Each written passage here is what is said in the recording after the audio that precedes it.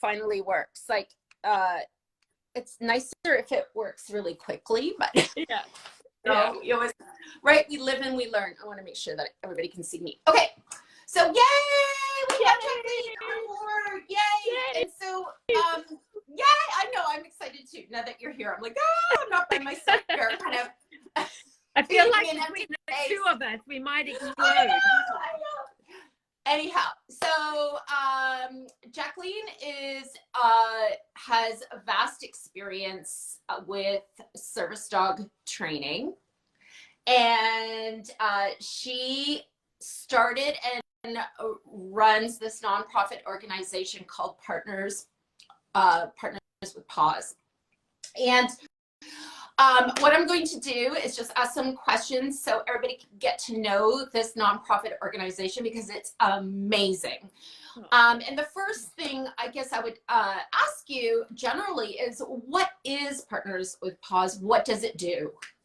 So Partners with Paws, as you said, is a CRA registered charity, which provides service dogs specifically for mental health and psychiatric diagnoses.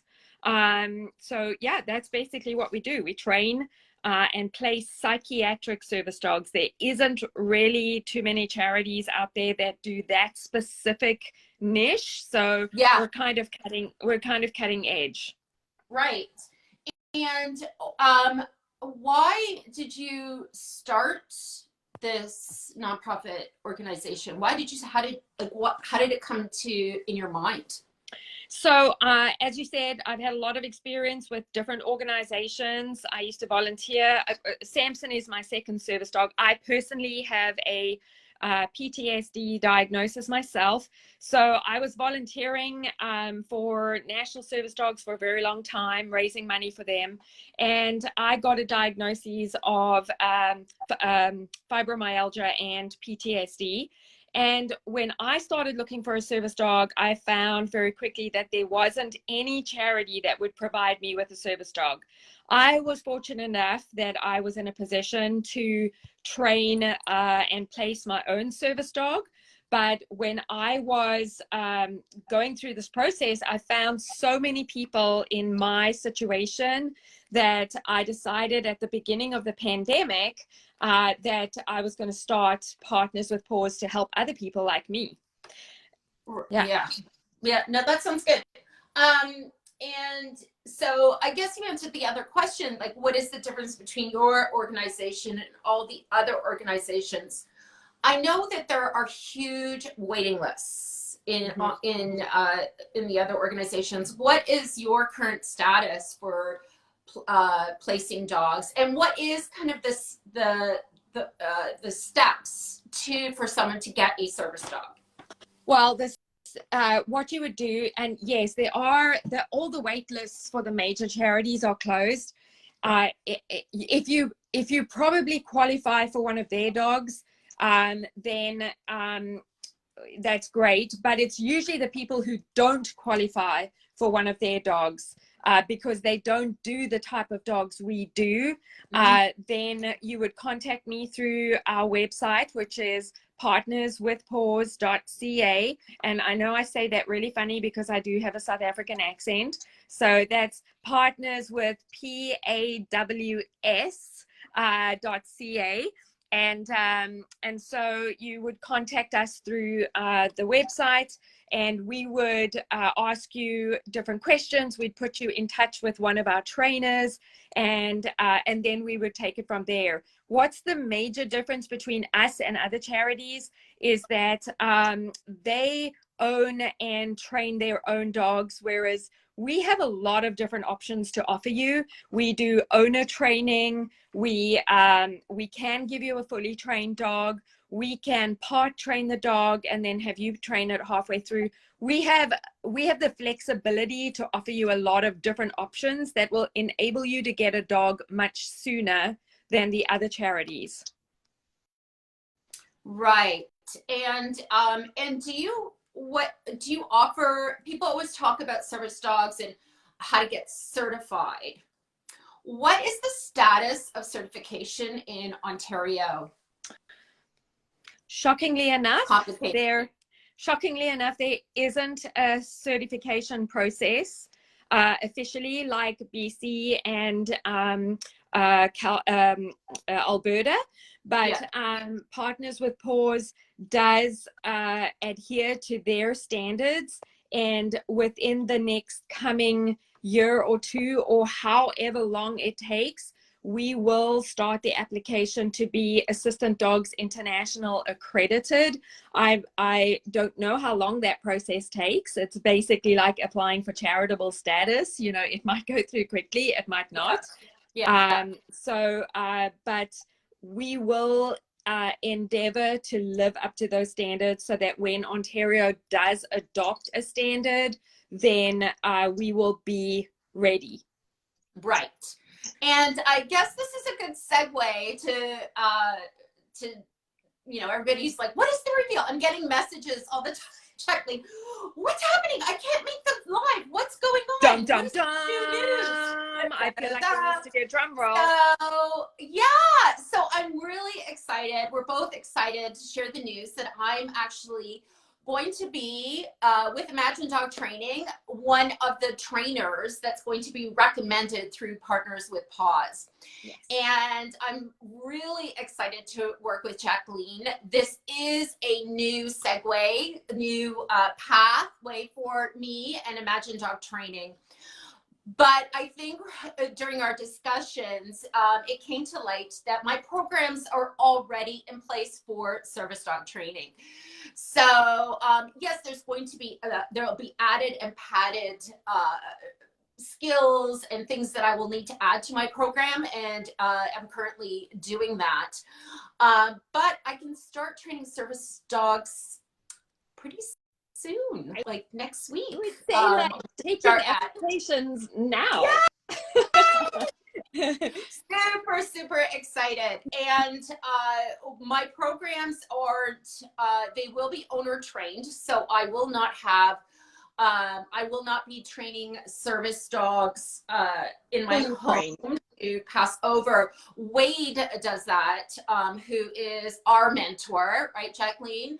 Wade Beatty, who's a lovely man with so much experience and knowledge. And so Wade is our go-to man. So he does do the dogs in his home. I will be doing owner trained dogs. So my programs, I will be coming to you and doing the programs in your home, community, malls, transit, wherever you need the dog to be. We will be working through that, through the programs. So I'm super excited to start meeting new clients and helping people get on with living their lives with the support of a service dog. And you know, Karina, I just want to add that it was a year ago that you put a Facebook post out that said, I've got donations. I want to donate to a charity. Can you recommend? And my good friend, Sue Trout, who's a mutual friend. Sue, are you on here? Give a wave. So. Hi, Sue. Yeah. So she put down Partners with Paws for you to donate to, and that's when we started to have a conversation. And I fell in love with your style of training. Thank you. Where Partners with Paws really is on board with positive training, the support that you give your clients. I've been watching for so long and this whole year, and it was really you know, a couple of months ago when I needed to look for another trainer, and I'm like, there is somebody that I've been watching that is a perfect fit. Thank you. Yeah, I mean, I do like to have fun. I want to bring joy into people's lives. I'm as excited when dogs are moving forward and progressing in their training and maturing into the dogs that people want to have in their lives. And I'm excited to add this another layer about with working with working dogs. And I'm just so excited to, you know, keep moving forward with this friendship and to see where it goes. I'm really excited. And reason why I wanted to mention the donation is because that really speaks to me, to your generous heart, that you have a heart for charity with mental health. And so, you know, yeah, I just wanted to mention that, so that the viewers will know that where you started going down this path was from a heart of generosity. So we Yes. appreciate that. Well, I do think that psychiatric and mental health issues is a huge, especially after COVID. You know, people that might have been, you know, just kind of there are struggling, and our medical system, as we all know, is completely swamped, and people are not.